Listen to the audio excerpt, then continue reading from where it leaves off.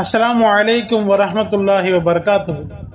அன்பான உறவுகளே, நாளை என்ன நடக்கும், நாம் எதை நோக்கி செல்கிறோம், எதை பெறுவோம் என்ற கல்வி இறைவனிடத்தில் அல்லாஹ்விடம் மட்டுமே இருக்கிறது. இறைவன் கூறுகிறான், எந்த ஒரு உயிரும் அறியாது அது நாளை எதை சம்பாதிக்கும் என்று. நாம் ஒரு செயலை செய்வோம் என்று சொல்லும்போது இறைவன் நாடினாலே அன்றி இந்த வார்த்தையை சேர்க்காமல் இருக்கக்கூடாது. எதிர்காலத்தை பற்றிய எல்லா அறிவும் இறைவன் ஒருவரிடத்தில் தான் உள்ளது.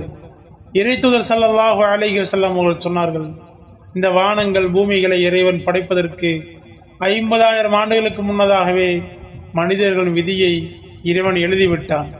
விதியில் எழுதப்பட்டவை ஒருவன் எவ்வளவு நாள் வாழ்வான், எப்போது மரணிப்பான், எதை பெறுவான், எதை இழப்பான், அவனுடைய வாழ்வாதாரம் என்ன, அவனுடைய சொத்து என்ன, அவனுடைய நஷ்டம் என்ன, அவனுடைய உறவு என்ன, அவன் பிரிவது என்ன, இவை அனைத்தும் எழுதப்பட்டு விட்டது.